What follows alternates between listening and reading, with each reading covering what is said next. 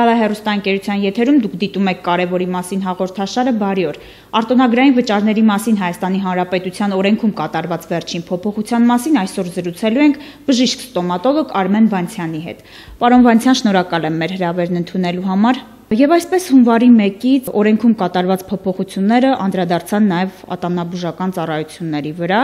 Մեր պաշտոնյաները եւ պետական կառույցները այդ ինչ վտանգ է, որ չեն տեսնում, որ դուք եք տեսնում, ընդհանուր միջև այս օրերին վարչապետը հայտարարում է, որ բավական ճշգրիտ հաշվարկ է կատարվել եւ ձեր բարձրացրած աղմուկը անտեղին է, ինչ հետևանքներ կարող է ունենալ այս փոփոխությունը։ Ես չգիտեմ, թե ինչքանով են իրենք ճշգրիտ հաշվարկներ կատարել, համենայն դեպս այս փոփոխությունները հիմնականում իր ազդեցիկ ուժը ունենալու են նորավարտ արձինատորների, բժիշկների, երիտասարդ բժիշկների դեռևս նոր բժշկական կյանք մտած նրանց վրա է անդրադառնալու եւ այդ հաշվարկները նույնիսկ չի հաշվի առնված, թե որտեղ է տեղակայված տվյալ կլինիկան, որ քաղաքում, որ շրջանում, որ գյուղում, որովհետեւ նման որոշում կայացնելիս անպայման պետք է ինչ-որ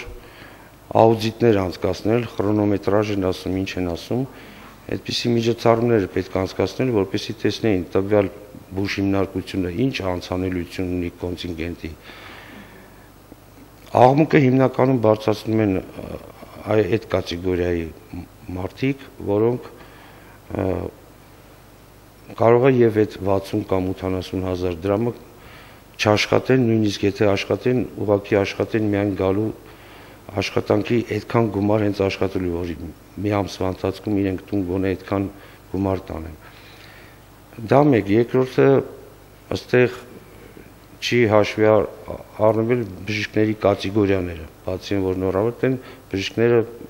բաժանվում են կատեգորիաների, առաջի, երկրորդ, երրորդ, բարձր գիտությունների թեկնածուներ։ Բնականաբար այսօր մեր ժողովուրդը հիմար չի, նրանք ընտրում են բարձր կատեգորիայի բժիշկներին, վաստավորեն ստացվում է, որ ավելի որակավորված բժիշկները ավելի շատ մարդկանց են սպասարկում, քան նորավարկները կամ երիտասարդները։ Այդ իսկ պատճառով ավելի գրագետ կլիներ, եթե իրենք հաշվի առնեն այս տվյալները, մեկ էլ հաշվի առնեն կլինիկաների կրեսլոների քանակությունը, այսինքն իրանց տարածքներով ամեն ինչը, որովհետև ոնց որ նշել էի նախկինում, մեծ տարածությամբ կլինիկաները պետք է ձմեռային սեզոնին ընդհանրապես ջերուցվեն, լուսավոր լինեն, եւ դա կապ չունի, թե կլինիկայում սպասարկման ներկայությամբ 1 հոգի կամ 2 հոգի, թե 100 հոգի։ Միևնույնն է, այդ նույն միջանցքները պետք է լուսավոր լինի, թակ լինի։ Սա էլ մի երկրորդ պայմանն է, որ հիմնականում այս օրենքը ազդելու է մեծ տարածություն ունեցող մեծ քանակությամբ կլինիկաների վրա։ Երկրորդը, ասենք թե բժիշկը հեռացել է աշխատանքից ու այդ բազկաթոռը մնացել է դատարկ։ Ուրեմն մենք պետք է վերցնենք, հանենք, շպրտենք դուրս,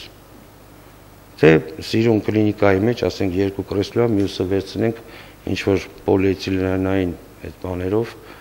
պոլիէթիլենով փակենք։ Տգեղ չլի, դուք որ մտնեք ինքներդ կաբինետ, տեսնեք մեշոկով ծածկած այդ բազկաթոռը։ Այսինքն պետք է ոչ թե անշունչ առարկան հարկել, այլ բժշկին։ Այո, այդ մեկ, երկրորդը, ես կոնկրետ չեմ խուսափում, ու ոչ մի բժիշկ էլ չի խուսափում հարկերից։ Միշտ էլ մուծել ենք, ամեն ինչը տեղին մուծել ենք, բայց եթե ես չեմ կատարել այդ աշխատանքը, եկեք դնենք դրամարկղային դրամարկղներ, չէ՞, այդ հաշվիչ ապարատները դնենք, թող ամսվա վերջում գան մեր շահույթից ինչ որ իրանց տոկոսն է վերցնեն գումարը։ Մենք մուծենք մեր հարկը, բայց աշխատանքը չկատարած բարձ չի, թե կգա կոնտինգենտ, չի գա կոնտինգենտ։ Ավելի կարևոր պահը, որ առանձնացրել են ամբողջ բժշկությունից իմենը ստոմատոլոգիայի ճյուղը ու դասել են տաքսիստների, վարսավերի բազկաթոռների, բիլիարդի սեղանների, անշարժ գույքերի ռիելտորների շարքին։ Դա էլ աղմուկի մի պատճառն էլ դա է, որ վիրավորական է բժիշկների համար, որ իրենց առանձնացրել են ընդհանուր բժշկությունից։ Պարոն Վանցյան, տեսեք, երբ ոչ թափանցիկ գործընթացների արդյունքում պարզվեց, որ մենք նման փոփոխություն ունենք, անգամ ձեր նախարարը տեղյակ չէր, հա, Դերենիկ Դումանյանը, ինչպես ինքը նշեց, իրենց այլ փաթեթեր ներկայացվել փոփոխությունների, սակայն հաստատվել էր լրիվ այլ տարբերակ։ Մի շարք քաղաքական գործիչներ եւ ձեր գործընկերները բարձրաձայնում են, որ սա հերթական քայլն է ոլորտը մոնոպոլիզացնելուն ուղղված, եւ դուք էլ ձեր վերջին ասուլիսի ժամանակ հայտարարեցիք անգամ, որ խոսակցություններ եք լսել, թե մեծ քանակի բժշկական այդ բասկաթոռներից են ներկրվել Հայաստան։ Հիմա խնդրեմ ձեր գնահատականը եւ դուք ինչ եք մտածում այս մասին։ Դե սա իհարկե կոնկրետ փաստեր ես կամ նկարանած կադրեր չունեմ, բայց խոսակցությունները ոչ թե մի տեղից եմ լսել երկու, այլ բազմաթիվ տեղերից, թե իմ գոլեգաներից, թե ժողովուրդն ոնց որ ասում են խոսում։ Հա, այդ հարցը, որ մոնոպոլիզացիա գնում, ինչպես մնացած բոլոր ոլորտները ինքներդ գիտեք հանրապետությունում, ինչու՞ չէ ոչ եկամտաբեր ոլորտ է, ինչու՞ չէ ոչ եթե ստոմատոլոգիան էլ բերեն մոնոպոլիզացնեն,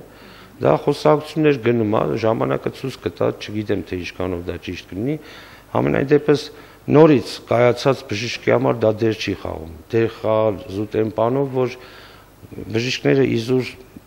թողելու են իրենց սովորած տեղին, որ կարող է տասնյակ տարիներ աշխատել են, փակվեն այդ հիմնարկները, տեղափոխվեն մի այլ ղեկավարի մոտ, նորից էլի հոգեբանական տրավմա է լինելու։ Վայր փոխեն, սովորում են, տանը մոտ են աշխատում, հազար ու մի խնդիրներ կա։ Նու երիտասարդ բժիշկները կթողեն գնան։ Առհասարակ այս գործընթացից ինչ սպասելիքներ ունեք, դուք եւ ձեր գործընկերները դիմել եք տարբեր պաշտոնյաների, տարբեր կառույցների, առհասարակ ինչ ելք եք կանխատեսում եւ ինչ եք ձեռնարկելու հաջորդիվ։ Ես նորից եմ ասում,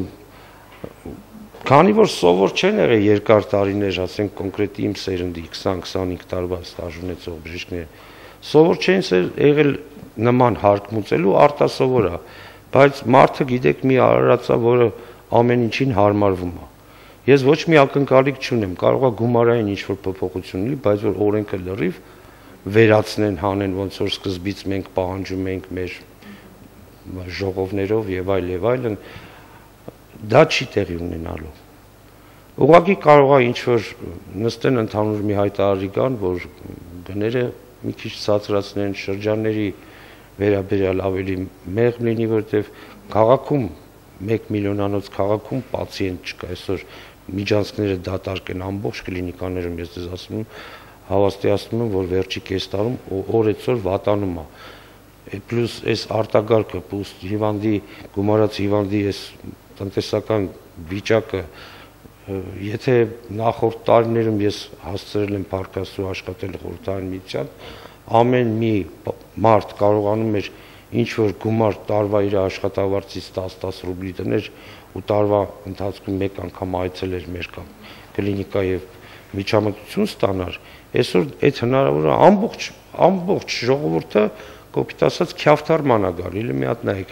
ինչ ինժեներներ, ինչ դասատուներ, նայում ես, բոլորը խոսում են, ուղղակի մեղքը գալիս է։ Հիմա ավելի կխորանա։ Ավելի կխորանա, պլյուս դրան ասեմ, որ կրեսլոյա դրած աշխատում եկեք նստեք ինձ մոտ, տեսեք 10-ից 5 անվճար են։ Իմ դասատուներից սկսած արդեն տարեց մարդիկ են դպրոցի, բարեկամներով, հարևաններով, ընկերոջ ծնողներով, ախր իրանք այդ օրենք ստեղծողները չեն մտածում, որ ամեն գործը չի, որ մենք գումար ենք առնում։ Այսօր գնալով այնքան մարդ է գալիս է խալաթով նստած ես, օգնություն է խնդրում։ Վերջապես բժիշկ ես, որ ասում են, հա, բժիշկները փող են առնում, փող են առնում, բայց իմ ծնողները ժամանակին ինձ հետաքրքիր մի բան ասեց, որ ուսանող է, ասեց, տղա ջան, եթե դու պետք է աշխատես փող աշխատելու համար, ուրեմն դու խալաթ մի հագի, դու քո գործը արա, փողը ասում է, ինքն իրան կգա գրպանդ կմտնի, դու չես էլ նկատի ոնց մտա։ Ես այդ թեզիսով առաջնորդվելով է հենց աշխատում եմ։ Հիմա խնդիրը, ինչպես ասում են, դիպավ ձեր ոլորտին, բայց վստահաբար ձեր գործընկերներն էլ, բարձրաձայնում են, որ այսօր այս ոլորտն է, վաղը կլինի մյուս ոլորտը, առհասարակ ինչպիսի պայքար պիտի լինի այս երևույթի դեմ, քանի որ մեզանում երևի թե կհամաձայնեք, որ հատվածական բնույթ է կրում, այսօր եթե ձեր ոլորտին է դիպել այդ օրենքը կամ վնասել, դուք եք պայքարում, վաղը մյուսին դիպի, այսինքն առանձին ենք սովորաբար պայքարում ու արդյունքն էլ կարծեք թե ավելի քիչ է լինում։ Դե գիտեք ինչ կա, միշտ ինչ որ մեր ղեկավար մարմինները, ինչ որ այդ ազգային ժողովի դեպուտատները միշտ ինչ որ համեմատություններ են տանում, այ Ֆրանսիայում, սենց այ Անգլիայում, մենք երբեք Ֆրանսիա չենք դառնա, մենք 150 տարի հետո նոր դառնանք Ֆրանսիա, թե չէ, եթե ցույց են տալի, որ Ֆրանսիայում պրոֆսայուզները դուրս են գալի, պայքարում են, ուսանողները պայքարում են իրենց թոշակի համար, մի խոսքով աշխատողները իրենց աշխատավարձի այրոպորտ են կանգնացնում, երկիրը պարալիզացնում են, այդ երկիրը չի որ ինչ որ բողոքների միջոցով